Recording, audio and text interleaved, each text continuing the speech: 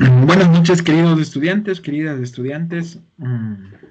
Como siempre, es un gusto poder compartir con ustedes.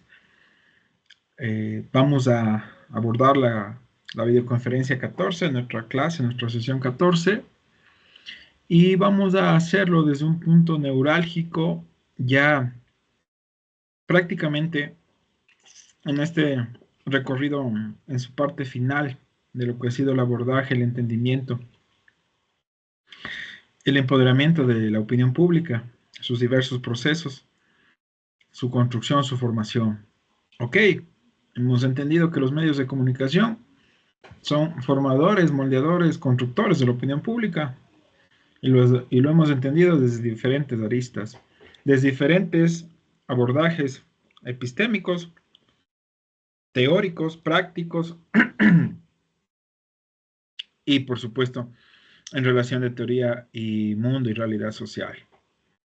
Entonces, vamos a entender cómo es que forman, generan o construyen esta opinión pública. La clase de hoy, que refiere al periodismo, las noticias generadoras de la opinión pública, eh, abordará sobre todo el fundamental rol que desempeña el periodismo, las noticias, eh, en la configuración, por supuesto, y en la movilización de la opinión pública.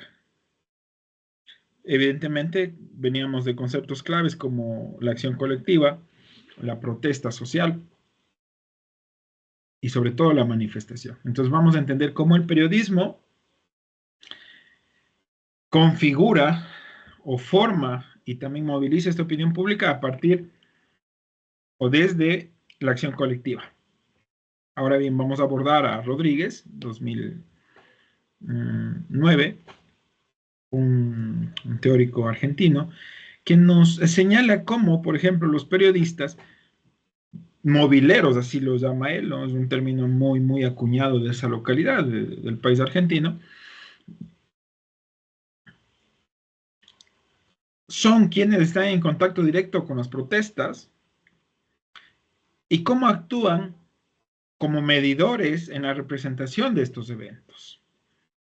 Por supuesto, construyendo significados y percepciones sobre los mismos. Habíamos visto en la clase anterior justamente la postura de Vallejo, ¿verdad? Y decía que ya el tema de la acción colectiva es también entender significado, simbolismo, sentidos incluso, que es lo que nos hacen y nos hace agruparnos y nos hace movilizar a las personas dentro de lo que es justamente una movilización, ¿no? Una movilización, una protesta social.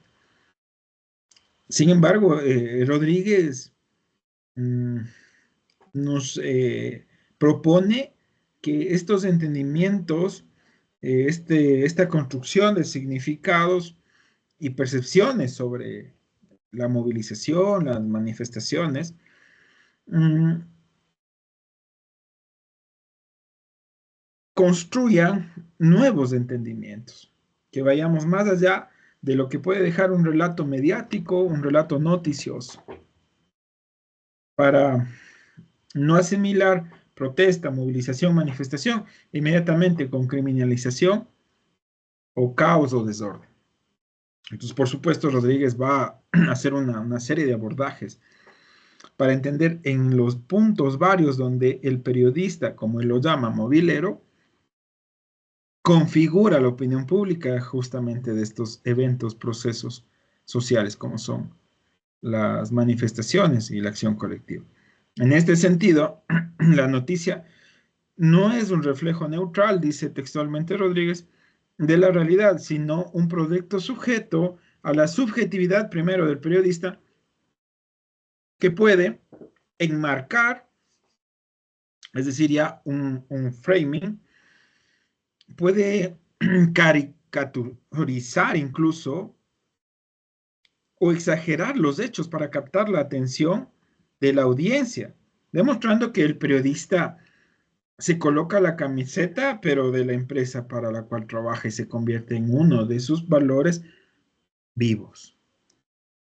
De esta manera, en este pequeño contexto, el periodismo, las noticias generadoras, juegan y desempeñan un rol, un factor decisivo en legitimar o deslegitimar a actores y discursos justamente dentro de estos procesos sociales de frente a la opinión pública y la opinión pública de las manifestaciones sociales.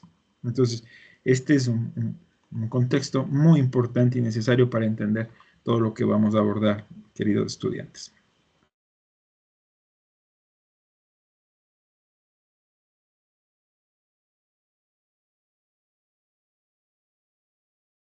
Ok, como les decía, Esteban Rodríguez tiene varias aristas, tiene unos subsecuencias, unos acápites de ítems de entender, se los presenta en el compilado y acá, por supuesto, el propósito es entregar una visión crítica sucinta de los mismos, pero que adhieran y entreguen conocimientos importantes y valiosos para su entendimiento de cómo funcionan las noticias y el periodismo como moldeador de la opinión pública de las manifestaciones o de la acción colectiva. Ok, entonces justamente en el acápite de cubriendo la noticia, por ejemplo, el papel de los periodistas mobileros en la representación de la protesta social, Rodríguez destaca el rol crucial de los periodistas que cubren en terreno, es decir, in situ, en territorio, las manifestaciones, pero como habíamos dicho, actuando como mediadores entre el hecho social y su representación mediática. El autor enfatiza entonces en que estos periodistas llamados, a los que les llaman mobileros, tienen el poder de construir sentidos y legitimar o criminalizar los actores y eventos, influyendo directamente en la opinión pública sobre la protesta social. Por tanto, la narrativa periodística se convierte así en un espejo para nada neutral, para nada imparcial de la realidad, sino que está más bien permeado, teñido, como dicen sus propias palabras, por la subjetividad del periodista, que puede, como habíamos dicho, exagerar o caricaturizar los hechos para captar la atención del público. Este enfoque, por ejemplo, se evidenció durante las protestas de octubre del 2019 en Ecuador, chicos, donde la prensa nacional, mayoritariamente la tradicional, por supuesto, y varios de algunos medios digitales, por supuesto también, tendieron a criminalizar a los manifestantes, a darles esa etiqueta por ejemplo, y justamente etiquetar, develar, acentuar, es una de las categorías bases que propone Rodríguez en el funcionamiento de un periodismo movilero o consensuado, que ya vamos a entender de qué se trata esto del periodismo del consenso. Pero, por ejemplo, etiquetar, develar, dividir es una de las subcategorías base y al mismo tiempo procesos como de cómo funciona, según Rodríguez, el tema del periodismo movilero. Entonces, justamente yéndonos al contexto nacional, en el 2019, mucha de la prensa nacional y tradicional, incluido, como les decía, hay varios medios digitales, tendieron a criminalizar a los manifestantes, logrando un gravísimo primer efecto. Primero, despolitizar el reclamo propio, el derecho a la resistencia, y alineándose más bien con el discurso oficial, institucional, de mantener el orden, ¿no es cierto?, alineado con el orden establecido, el orden gubernamental, las políticas gubernamentales. Entonces, un primer efecto es la despolitización de las manifestaciones, de la protesta o de la movilización. Y con esta despolitización viene también otro efecto complicado y complejo y de alto alcance, como es la deshistorización de la manifestación o de la movilización. Entonces, estas propuestas, esto de cubrir la noticia como un acápite de justamente todo este periodismo movilero o periodismo del consenso, que ya lo vamos a entender, invita o nos invita a comprender al periodismo como un agente activo en la construcción mediática de las protestas, pero cuyo tratamiento, como les había comentado, impacta directamente en la configuración de la esfera y de la opinión pública. Y, por supuesto, lo que queda particularmente evidente desde un trabajo propio, teórico-académico, propuesto hace unos años atrás, por quien les habla,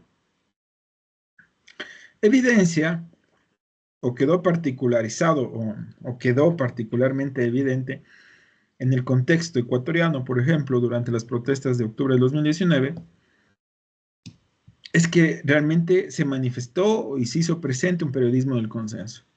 Un periodismo del consenso alineado con la línea política, por supuesto, del gobierno del expresidente Moreno, ¿m? Condicionando la representación y la recepción pública de la protesta. ¿Y qué es esto de la representación? ¿Y qué es esto de la recepción pública? Justamente es el nivel de aceptación o no, o es el nivel de gestión, alcance, desarrollo que mantienen estas protestas, estas manifestaciones. ¿Usted se representó con las manifestaciones? Es la pregunta, de cajón. ¿Usted tuvo una buena recepción pública a las manifestaciones? Es otra segunda pregunta de cajón. Y en ella, por supuesto, intervienen ahí justamente los medios como o los periodistas de esta índole, de esta línea del periodismo consensual, para mediar entre lo que fue la realidad social de las manifestaciones, las protestas, con lo que usted estaba entendiendo de ellas. Sí, entonces es importante entender que justamente estas primeras líneas o ya entradas que nos presenta el autor para entender el periodismo consensual, nos invita a reflexionar sobre el entramado complejo entre medios, periodistas y acción colectiva. Por supuesto, destacando la necesidad de entender al periodismo no solo como transmisor de información, sino como un constructor real y activo de significados sociales. Y cuando hablamos ya de significados sociales, entendimos que directamente interviene el tema de la acción colectiva, de la acción colectiva de voluntades, de sentidos y justamente de significados. Y cómo estos se unen, se engranan, se correlacionan dentro de una manifestación, dentro de una movilización, dentro de una protesta. ¿Sí, chicos? Entonces, bueno, finalmente, digamos, vamos a dar paso a esto de qué es el periodismo consensual o el periodismo del consenso, según Rodríguez, ¿sí? Solo permítame un minuto y continuamos inmediatamente la clase.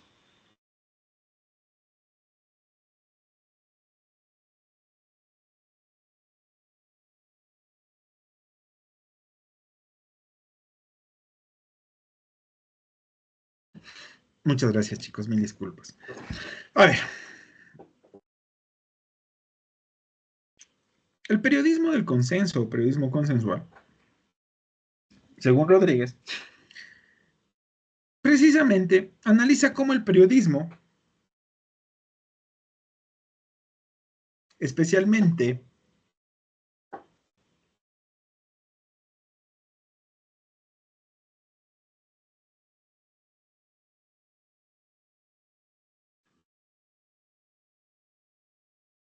aquel adscrito al periodismo del consenso, tiende a descontextualizar y despolitizar los hechos sociales, contribuyendo, eso sí, a la construcción de una realidad empaquetada, preconstruida. Desde la legitimidad del medio de comunicación, del vocero del medio de comunicación, es decir, del periodista o de su representante, y por supuesto desde la legitimidad y los intereses de las grandes empresas mediáticas. Este tipo de periodismo consensuado o consensual actúa disciplinando y bloqueando la visibilidad auténtica de las protestas y sus verdaderas o sus reales, efectivas o profundas causas, entregando narrativas que más bien criminalizan y simplifican la acción colectiva, reduciéndolos, como dice Rodríguez, a episodios de violencia y caos, mientras invisibiliza las desigualdades estructurales que lo originan. ¿No nos sucedió algo de esto en las manifestaciones de 2019? Nos preguntamos. Revisemos las portadas, los periódicos de los principales comercios e impresos de la ciudad. El comercio, por ejemplo, sus portadas fueron absolutas y abrumadoras y sus narrativas decían vandalismo, caos, desorden, atentados, pérdidas millonarias, titulares espectaculares, llamando justamente a este tema de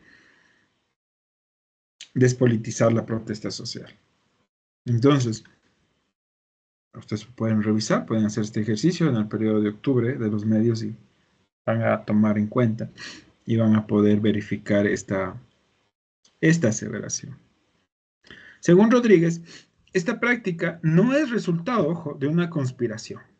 No trabajamos, como les he dicho siempre, con teorías de conspiración, sino con teorías, con relatos académicos, científicos y teóricos.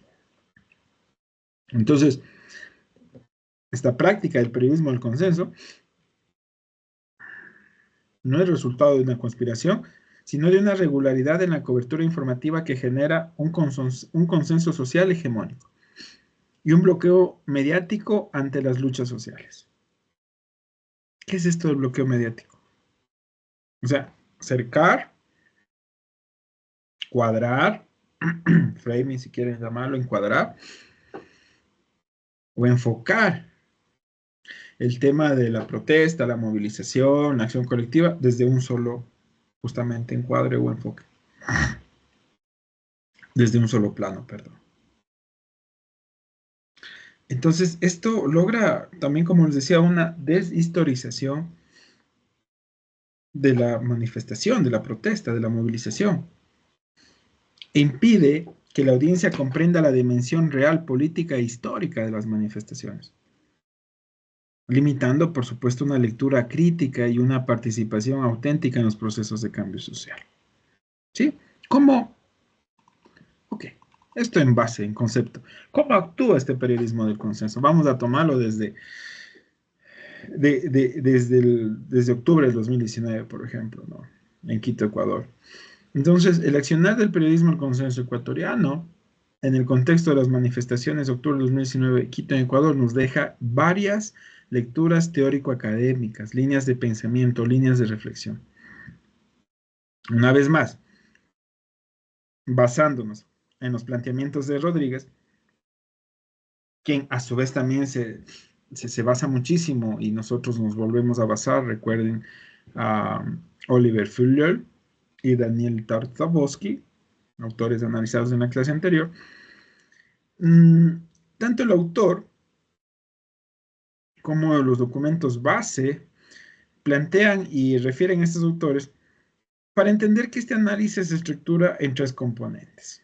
Primero, la exposición de conceptos y lineamientos teóricos que fundamentan la discusión del periodismo del consenso. Segundo, la descripción del comportamiento del periodismo del consenso durante las protestas de octubre. Y tercero, el establecimiento de vínculos entre la teoría y la práctica, que es lo que les he comentado. O bueno, la teoría y la práctica mediática observado en el contexto de octubre. Esto es lo que va a entender este análisis que se realizó del accionar del periodismo del consenso. Por tanto, la propuesta de quien les habla, como autor de algunos o de varios de estos artículos, refiere a que se enfatiza en la importancia de entender cómo la prensa tradicional, alguna prensa alternativa también, y prensa digital, como les he dicho, porque no solo se trata de empaquetar o de señalar a un solo perfil de prensa, sino que estos perfiles, la prensa tradicional, alternativa o digital, que apoyó la línea del gobierno Lenin Moreno, cómo entender cómo adoptó un enfoque que favoreció la narrativa oficial, desempeñando prácticamente un rol disciplinador antes que mediático. ¿Se dan cuenta? Un rol de juez mediático, es decir, de actores ya no comunicacionales, ya no mediáticos, en tanto actores político-mediáticos, como recordarán la mediatización, que incluso como actuando en un rol de jueces, ¿no? ¿Cierto? Mm, también desplegaban un rol disciplinador frente a la movilización social. En este contexto, la prensa ecuatoriana, durante las protestas del 2019, se caracterizó por su enfoque en la espectacularización de los hechos, un nuevo componente. Ya no solo criminalización, ya no solo despolitización, ya no solo deshistorización, sino que ahora también un enfoque de espectacularización de los hechos. Por supuesto, enfatizando cómo aspectos negativos como el caos, el desorden, las pérdidas que les decía económicas, millonarias, grandes titulares, pérdidas millonarias provocadas por las protestas afectan a los sectores productivos y del transporte, por ejemplo. Y por supuesto que había pérdidas, y por supuesto que hubo pérdidas que se pareció algunos días, no la totalidad, porque el sector del transporte, punto aparte, fue uno de los primeros que negoció, pautó, arregló, no sé cómo más llamarlo, un símil, acordó, para ser un poco más entonces protocolar, un acuerdo con el gobierno de turno. Fueron los primeros en declinar la protesta, apenas les duró 24 horas la FENACOTID. Entonces, por ejemplo,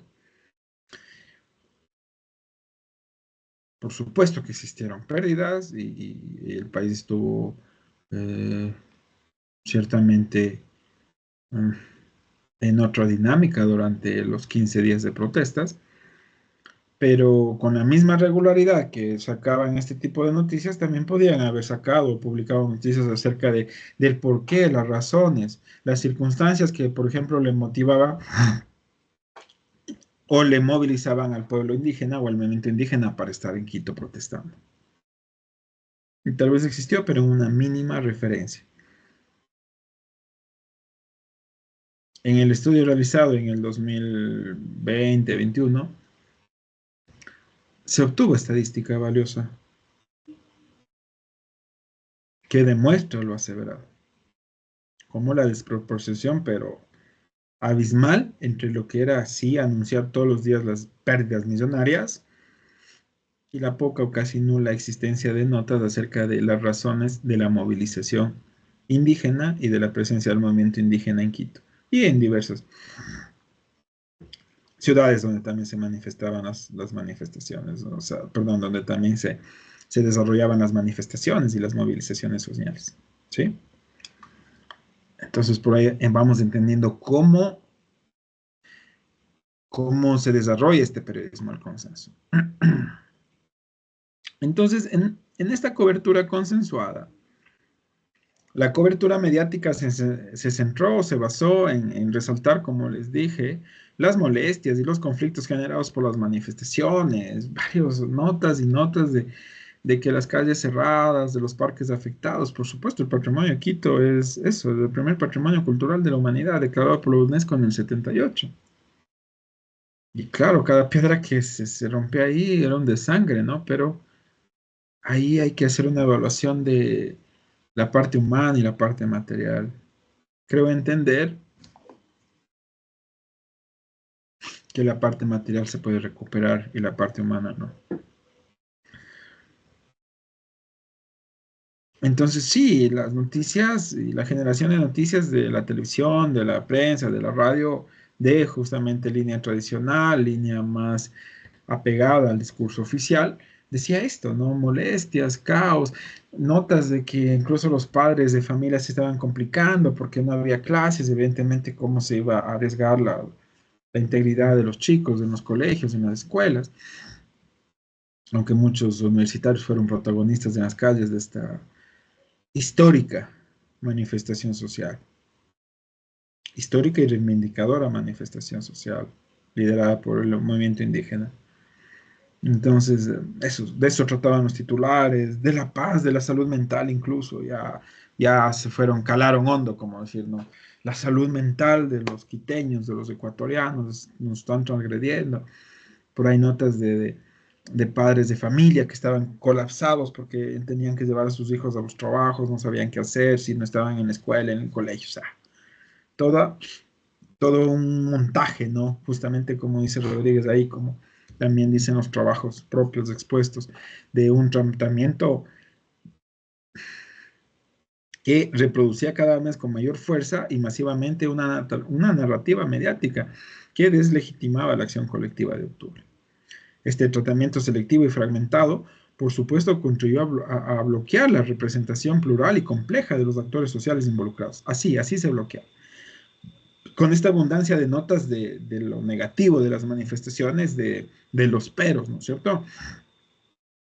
Así se crea este bloque mediático que limita, que justamente bloquea. Bloque que nunca se procuró, se esmeró en ver la pluralidad y la complejidad, como decía, de los actores involucrados. Y lo peor, dejando de lado las razones estructurales y políticas que motivaron la propuesta.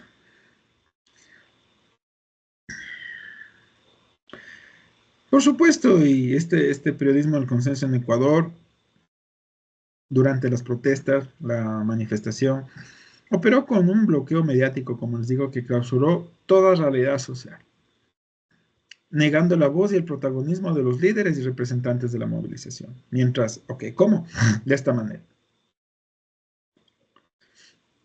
atribuyendo, como entendimos un poco en la agenda, ¿se acuerdan, Setting? Calificando, adjetivizando la línea oficial como histórica, heroica, decisiones nunca antes tomadas, dignas de aplausos, de reconocimientos a nivel nacional e internacional. Pero por el lado de los protestantes, del movimiento indígena, actores oportunistas, con claros intentos de deslegitimar el orden institucional, de provocar un golpe de Estado, incluso se llegó a proponer en algunos artículos editoriales que se fraguaba un golpe de Estado, cuando nunca la verdad, la intención del movimiento indígena, liderada por Vargas de Issa en ese tiempo, propusieron algo similar. Jamás. O sea, lo que ellos pidieron fue la derogación del decreto 883 que liberaba los combustibles y los dejaba en precios internacionales. Jamás propusieron en uno de sus discursos la destabilización del orden constituido, peor aún de un golpe de Estado. Entonces, claro, la narrativa oficial, la narrativa de gobierno proponía ese discurso, ¿no? Y que incluso hay actores infiltrados, involucrados por detrás, que lo que pretenden es eso, ¿no? Un golpe de Estado para tomar otra vez el poder que lo habían perdido. Y entonces de este discurso y narrativa oficial, gubernamental, se hicieron eco todos los medios tradicionales que comulgaban con esta ley.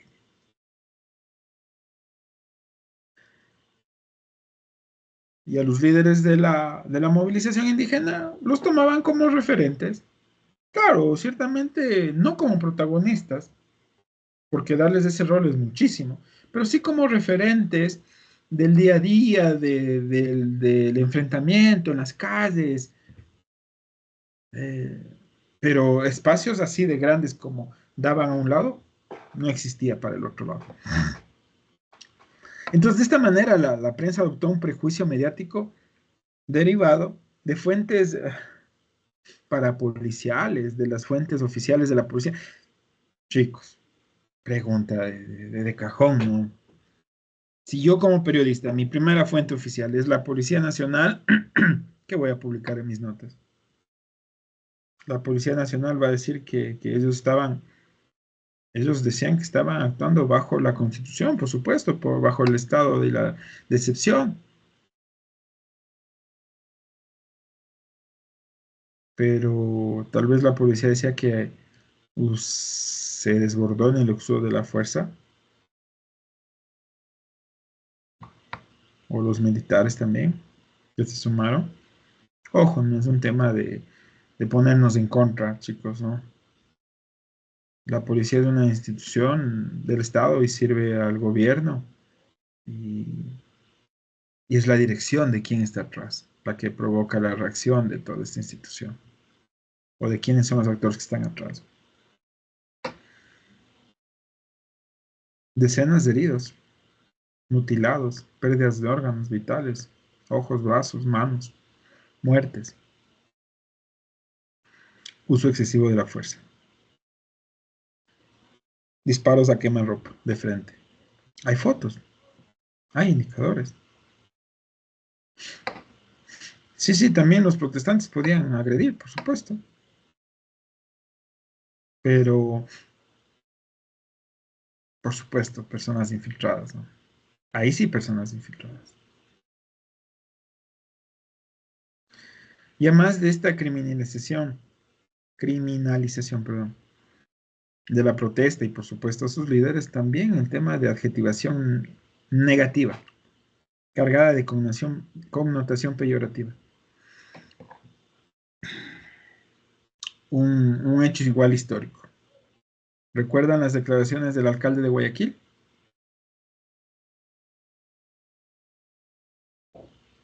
¿Se acuerdan, verdad? Traten de acordarse. ¿Qué dijo Jaime Nebot? Iba más o menos con estas líneas. Los indígenas deben regresarse a sus campos. O sea, nos estorbaban en las ciudades, estorba el reclamo justo, porque no había una intención política ahí, sagaz. Ninguna. Fue histórica porque por primera vez los indios, perdón, los indígenas, el movimiento indígena, me quería referir, el movimiento indígena ecuatoriano,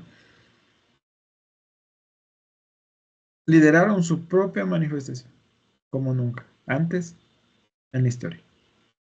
No necesitaron acompañamientos políticos, figuras políticas, no, eso es lo liderado. Pero recibían de parte de los medios adjetivaciones peyorativas, como este, o de actores políticos como el alcalde de Guayaquil y su altísima representación en la esfera político-pública. Sí, no, Nebot, imagínense. Diciendo que los indios deben regresarse a sus campos, o sea, que allá pertenecen. O sea, los ubica espacialmente, los trata de peyorativos, los indígenas, a sus campos, los quiere situar espacial, temporalmente, o sea que nunca deberían haber salido de ahí. Y este tema de la adjetivación, el tema de la criminalización, el tema de la despolitización, de la deshistorización, chicos, les comento algo, son categorías teóricas de alto nivel para ser analizadas. Si se quiere hacer, por ejemplo, un análisis de contenido de esto es, y si se quiere entregar estadística, pues que ya se ha podido colaborar también con ese aporte, entregando no solo desde la parte cualitativa la reflexión, la lectura crítica, sino, a ver, estadísticas que demuestran estas lecturas críticas, estadísticas que respaldan lo cualitativo. Si usted tiene un buen discurso cualitativo, es muy difícil que alguien le rompa, pero le puede romper desde la estadística, recuérdenlo. Pero si usted tiene un muy buen discurso cualitativo, con lectura crítica y propositiva, incisiva, y además le acompañan estadísticas, nadie le va a romper ese discurso, porque es un discurso cuantitativo.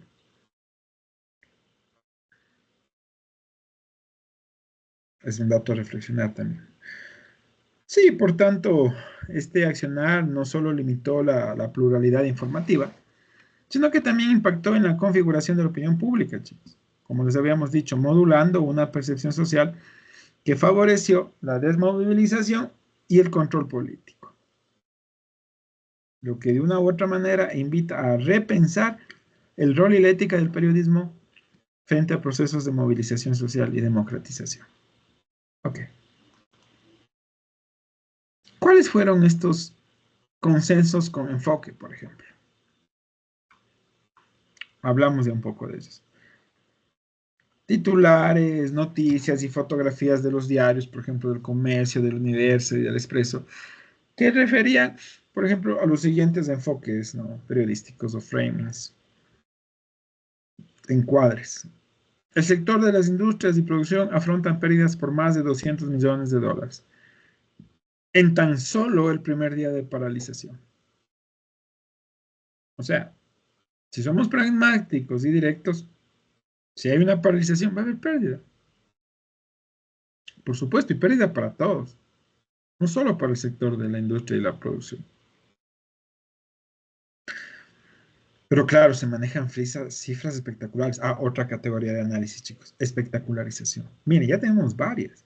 Criminalización, despolitización, desautorización, caos, vandalismo. Y ahora espectacularización. Y de estos también habla en el compilado, ¿no es cierto, Rodríguez?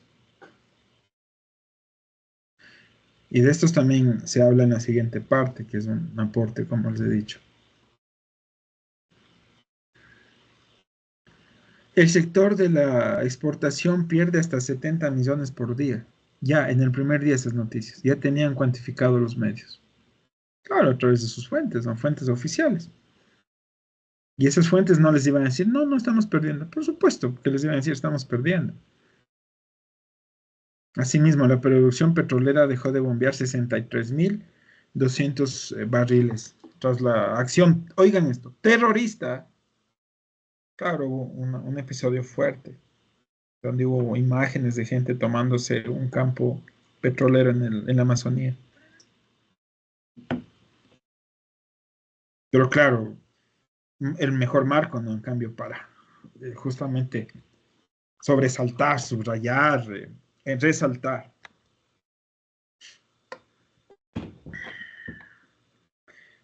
70 millones de pérdida por una producción, por la dejar de bombear los 65.000 barriles tras la acción terrorista de los manifestantes y el cierre de vías. Y le siguen punto y coma, llegando a colocar un tercio de la producción de crudo en riesgo. Otro titular, el bombeo de crudo se desplomó. Las pérdidas petroleras sumaron 64 millones. Por otro lado, también varias noticias referían a que este tipo de actos vandálicos fuera del orden institucional deberían ser procesados por la justicia con todo el rigor del caso y que los responsables, ya convertidos en terroristas y criminales, deberían afrontar legalmente las consecuencias de sus actos. Una muestra de cómo el medio se convierte en un juez mediático. Ya está dando, ya determinando, no está dejando la probabilidad siquiera alguna, lo está determinando.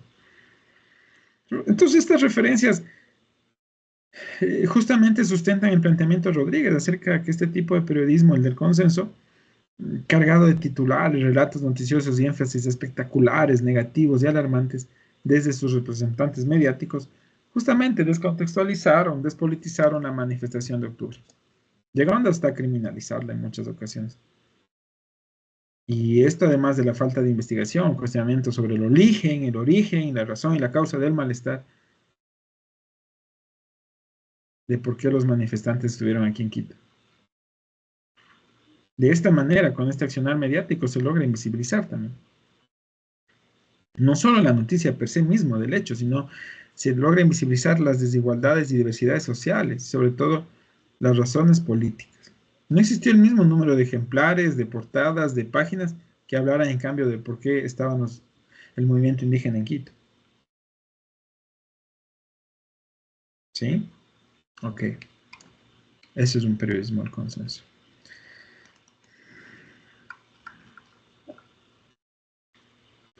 Algunos puntos comunes entre las propuestas teóricas en relación con los espacios públicos y la acción colectiva, chicos.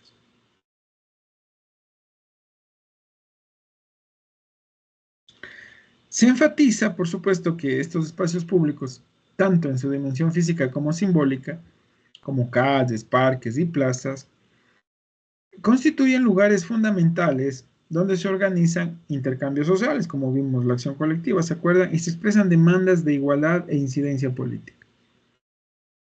Estos espacios son escenario de las manifestaciones masivas y marchas donde miles de personas se reúnen para visibilizar sus reclamos y dialogar con los gobernantes, cumpliendo un rol central en la expresión de la opinión pública y en la acción colectiva, tal como se venció en octubre de 2019. ¿Sí? Eh, Hagamos un breve recorrido sobre los principales puntos que establece Rodríguez, por ejemplo, o de este periodismo del consenso, cómo actúa y cómo se lo vivió, como dijimos en octubre del 2019. A ver, Rodríguez, como les decía, habla de varios acápites. Uno es cubriendo la realidad, cubriendo las noticias, otro es este periodismo al consenso, otro es etiquetar etiquetar, perdón, etiquetar, develar y dividir. Pero dentro de ellos existe una serie de procesos que es importante entenderlos para entender cómo funciona este periodismo del consenso y cómo las noticias y el periodismo se convierten en generadores de opinión pública. Pero claro, en un contexto directo de la acción colectiva, de la manifestación social, de la protesta. Entonces, es necesario, imperante entender que, por ejemplo, cuando Rodríguez habla del periodismo movilero, que es como decía un término muy, muy acuñado en Argentina, entiende que el periodismo tradicional, sobre todo, sin querer acentuar, avanzó desde prejuicios, desde líneas oficiales, editando imágenes, que grave, dando rédito a todo tipo de incendios sin checar fuentes, acudiendo como únicas fuentes a la fuente oficial. Y sobre todo y gravemente, ¿no? Asumiendo como propio el punto de vista de las autoridades, incluso policiales o del Ministerio del Interior. Y eso se transparentaba en sus editoriales, miren. ¿No?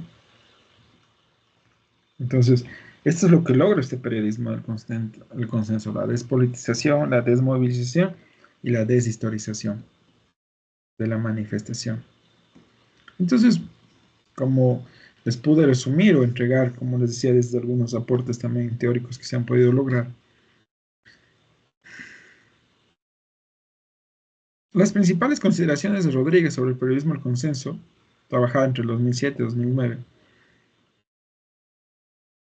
y que se fundamenta en un hecho puntual en Avellaneda, ¿no? La famosa masacre de Avellaneda del 26 de junio del 2002, nos entrega un escenario propicio para entender justamente al periodismo movilero, frente a las manifestaciones, a las acciones colectivas que se pueden dar en cualquier lugar de la región, en cualquier país, en cualquier ciudad. Sí, y por supuesto, como les decía, este autor planteó 5 categorías fuertes, fundamentales. Recordemos, una,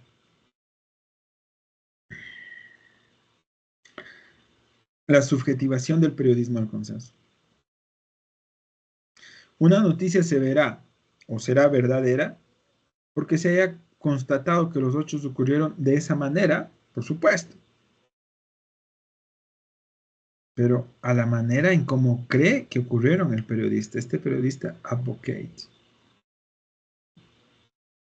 y en su manera de contar las noticias. Verán, este aquí tal vez podemos ejemplificar con un tema complicado también que pasó en la Ágora de la Casa de la Cultura, cuando ahí ya en el punto más álgido de las protestas, ya por el 12 de octubre, tal vez un jueves, miércoles, si no me equivoco, se retuvieron a un número de periodistas, ¿no? Y varios periodistas dijeron, ok, sí, vamos a ampliar la cobertura, que evidentemente no estaban, y tampoco eran los culpables directos, digamos, sus líneas editoriales así lo manejaban. Entonces, ya, la mayoría quedaron como en un consenso, es decir, un buen consenso, de que, ok, enfoquemos más, no ampliemos el foco, abramos el lente, por decirlo así, literalmente, metafóricamente también. Pero solo un periodista de Teleamazonas, se resistió y al final con una postura soberbia decía, bueno, quieren que contemos, déjenos ir ya rápido a nuestras editoras para contar. Y ahí justamente se devela esto de la subjetivación del periodismo y la subjetividad del periodista. Para él todo lo que estaban haciendo ahí era malo. Y se montó la narrativa de un secuestro, que eso nunca existió. Miren ahí como, claro, lastimosamente ningún acto, ninguna, ninguna palabra, discurso, acción no genera, peor aún justifica la violencia que sufrió un fuerte golpe, una pedrada este periodista.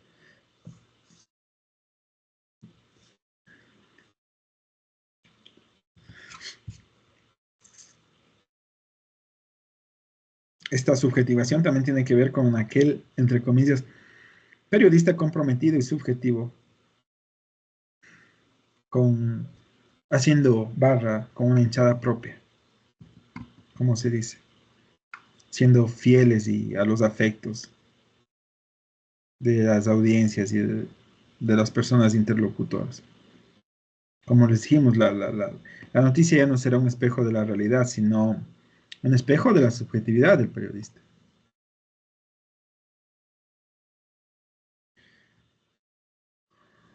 Entonces el periodista siempre quiere una noticia excéntrica, comunicable, espectacular, explosiva, para captar la mirada de la opinión pública. El periodista se coloca la camiseta, pero de su medio, como dijimos. Otro aspecto fundamental, la criminalización mediática. Y cuando la criminalización de la protesta social lo logra, también criminaliza su acción política, o sea, la acción política de la protesta. El periodismo consensual o consensuado, sea el periodismo del consenso, perdón, se ha reinventado desde la mediatización de la justicia. Lastimosamente, Rodríguez dice el periodismo contemporáneo no es un periodismo sobre el saber, sino sobre el poder. Ya entendimos, ¿se acuerdan lo que era el poder? Además de una supuesta búsqueda de la verdad. Ahí, justamente como les decía, los medios actúan como jueces mediáticos, diciendo que está bien, que está mal.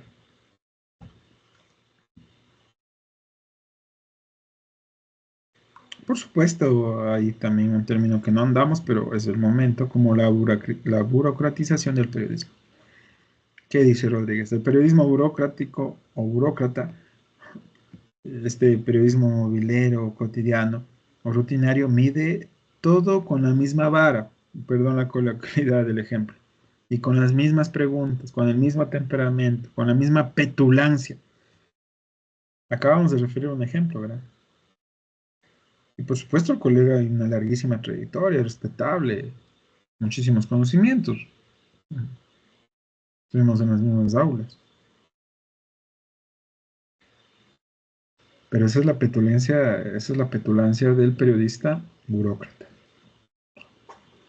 generador a veces de noticias confundidas, con una sola fuente. A veces muchos de ellos, no digo este caso, muchos de estos periodistas sin ética, forzando los datos para que encajen y a la fuerza y golpeándolos y martillándolos, entren en el relato noticioso. Y sobre todo haciendo un esfuerzo descomunal para ellos mismos convertirse en noticia y no ser relatores de noticias. Claro, ¿no? Y finalmente existe este tema de etiquetar, delatar, dividir y apartar. El periodismo movilero logra hacer todos estos. Etiqueta, criminal, vándalo, delatar, tienen que ser juzgados. Dividir, no, no existen causas reales. Unos están por acá, otros están por allá, no hay organización, no hay una planificación. Y apartarlo del entorno, de la esfera, del espacio público, como hemos visto, ¿sí? ¿No es cierto?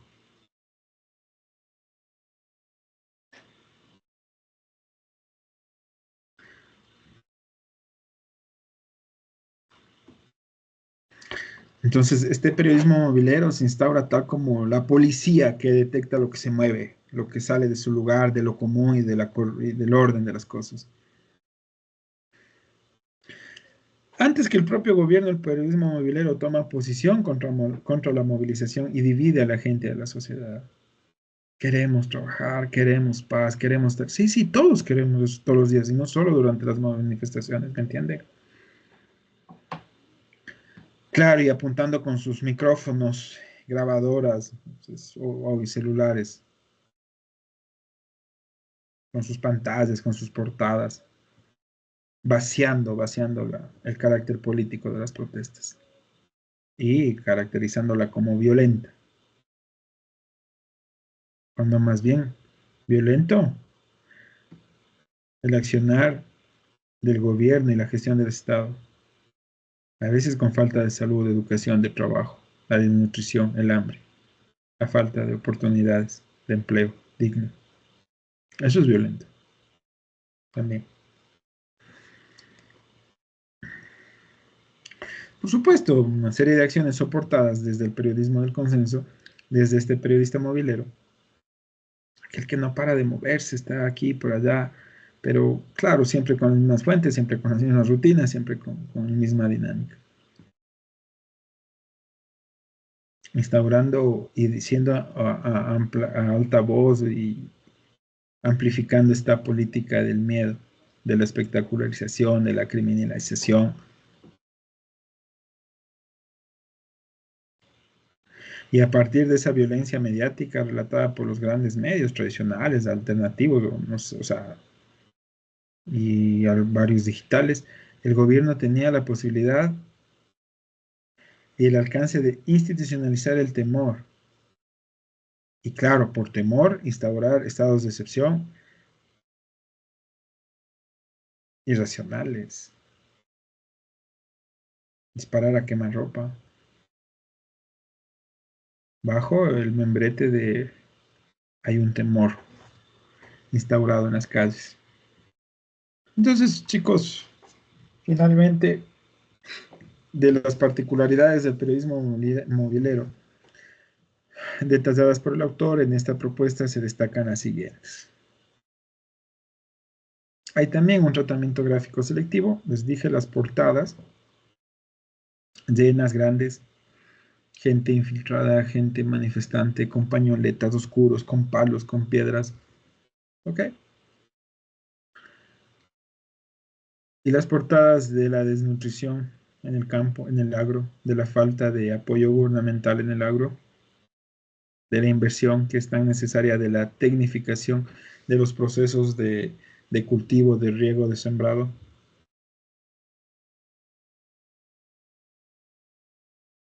¿Cierto? Nos preguntamos dónde está. La adjetivación negativa, estos adjetivos calificativos, peyorativos, cargados de connotaciones despectivas, antes más bien de descubrir o comprender o explicar por qué están aquí, antes de juzgar y descalificar. Pereza intelectual es llamar Rodríguez. Puede ser. Ok, chicos. Vamos cerrando la clase para que ustedes más bien se queden en un ejercicio práctico de reflexión, de análisis, de sacar consideraciones, las que crean necesarias, que soporten el tema. Pueden también ahí basarse en el numeral, dentro del numeral 7.2.1, que está el accionar del periodismo del consenso ecuatoriano. Hay un subacápite que habla sobre nuevamente, ¿no? La manifestación cuando la solución colectiva toma las calles de Felioli y Tartakovsky, pero se entiende ya esto desde las manifestaciones del 2019. Ahí pueden también basarse para este análisis crítico, este trabajo ahí de reflexión. Y ahí podemos entender justamente cómo como decíamos la anterior clase, como incluso generando niveles altos de espectacularización, todavía las manifestaciones en cierto momento no son tomadas incluso tan como ejes centrales, porque según las teorías eh, de poder es darle más poder a un actor que no necesita poder. ¿Sí? Mm. Y finalmente, chicos, entonces, entendamos desde la acción o inacción de los medios de comunicación, se aborda el papel de los medios de comunicación en la cobertura y representación de las manifestaciones sociales y la acción colectiva. Tanto Esteban Rodríguez como Filiol y Tartakovsky coinciden en que la actuación de la prensa masiva está condicionada por la influencia de grandes empresas y conglomerados económicos transnacionales, generando una relación de dependencia, un poco este paralelismo que habíamos visto clases atrás, que afecta la supuesta objetividad y el tratamiento informativo. Objetividad no, parcialidad sí. Esta dinámica conlleva a que los medios adopten un enfoque alineado con el discurso del orden establecido, lo que influye en la opinión pública y condiciona la interpretación de las protestas y movilizaciones sociales. Además, por supuesto, se señala que los medios de comunicación, ya no es un aporte propio, actuando más como jueces que como observadores mediáticos imparciales de las manifestaciones, entregan a un tipo de periodista o de periodismo denominado burócrata, como lo habíamos dicho, mayoritariamente reproduciendo un relato previamente ya escrito, editado y propuesto, sin profundizar en las razones sociales y políticas detrás de las protestas. Hechos que conducen a una descontextualización, despolitización y criminalización de las luchas sociales. ¿Cómo lo hicieron? Pues por supuesto, esta cobertura mediática se centró en resaltar la violencia, el espectáculo y el conflicto, que son nuevas categorías que se suman para el análisis.